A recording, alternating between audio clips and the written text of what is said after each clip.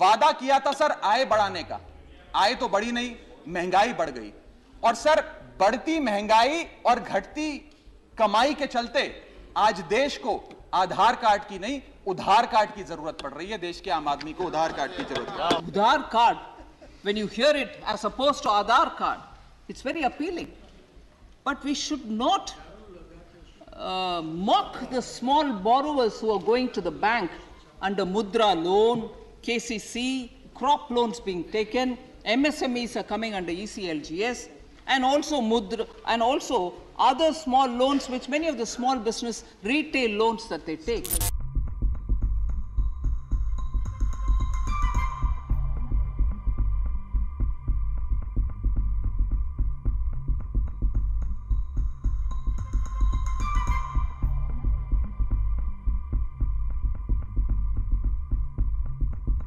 So member Raghav Chadhha is not here.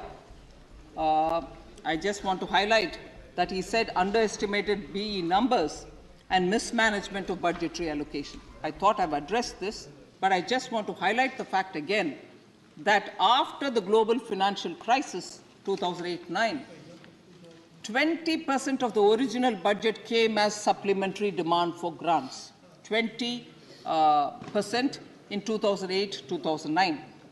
And after the COVID crisis in 2020-21, we have come up with a supplementary demand for grants for 19%, whereas what we have come out now is only 8% of the fiscal. He also, Honorable Member Raghav Chadha also said that, debt and total debt, outstanding debt for the central government. So central government debt or the total liability of the central government has actually been coming down since 2013-14 till we were hit by COVID. I just very quickly run down the numbers, sir. 2013-14, as a percentage of GDP, it was 51%. 14-15 saw it come down to 50.1, 50.2 the next year, 48.7 next year, 48.5 the next year, 49.0 the next year, which is 2018-19. But post-COVID, sir, it went up to 52.4, which was drastically brought down, 52.4, 61.6, but which was brought down to 58.7. It is coming down even as we speak. So we have been careful about the borrowing and also the liability of the central government. Sir,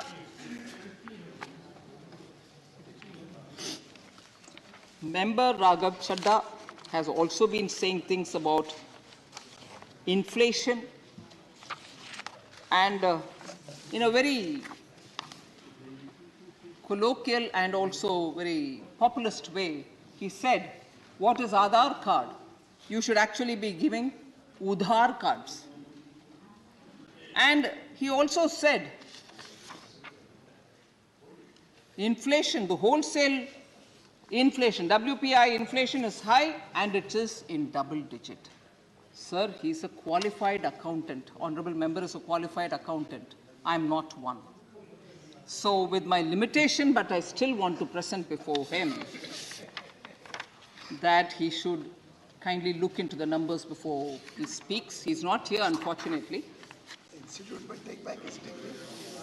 Sir, at one point in time, during his Gujarat visits, the honorable member had mentioned that every person in Gujarat has a debt of 58,000 crores per capita, that is, every person. And the Gujarat government spends 38,000 crores on every person annually. Sir, unbelievable. I would like to request the honorable member to revisit his numbers. Similarly, he said WPI inflation is high and in double digit in India. If only he notices the press or the media reports, WPI inflation has come down to 21-month low of 5.85%, sir. Where is it in double digits? Wholesale food inflation is at 2.17%, sir. So, qualified accountants. So similarly, Udhar card, when you hear it as opposed to Aadhaar card, it's very appealing. But we should not mock the small borrowers who are going to the bank under Mudra loan, KCC, crop loans being taken, MSMEs are coming under ECLGS, and also Mudra, and also other small loans which many of the small business retail loans that they take. Is Aadhaar card helping them in the bank and then going and taking because their KYC gets established? We cannot afford to even for a moment mock at people who need that small assistance. And the government is making it far more transparent by giving them the Aadhaar card. The KYC is better enabled. So I appeal to the member to please look at the data that is laid on the table of the House here through his speech. So also, the interesting debate which is going on now, your freebie versus my freebie. So we, honestly, it is important to recognize that when you're transparent in your methods and you put it on account for everybody to see, there is no debate over it. So there's no debate over it. One second. The Honorable Finance Minister has made some reflections. You will do well to go through them after the House proceedings are over. Try to digest as a certified chartered accountant and see me in the chamber thereafter. Honorable Minister. You may not kindly consider that Sir, this is Ca.Raghav Chadhha alone one second. represents chartered accountants. No, 1 second. Many of us are embarrassed by his accountants. Sir, this is between two chartered accountants. Neither the Honorable Minister is a chartered accountant nor am I. Honorable Minister. So thank you, sir. Sir. Later. So all we want is transparency and compliance with the statutory fiscal rules. So it's important that we pay government salaries. I'm now talking about some media reports. I'm not drawing any particular paper or anything like that. In the last couple of months, sir, they have been highlighted. They have continuously been highlighted. The papers are highlighting that one state government is unable to timely pay salaries of its government employees. And employees are protesting.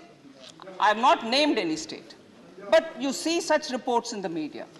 It's perhaps because funds are being used in giving numerous different advertisements all over the country, and the state government therefore remains incapable of giving salaries. Now subsidies or freebies are therefore to be contextualized, and if you're able to put it in your budget and make a provision for it, and when your revenues come you give the monies, why would anyone have an objection? Education, health, and also many subsidies given to farmers are all fully justified. Nobody's got a problem with it.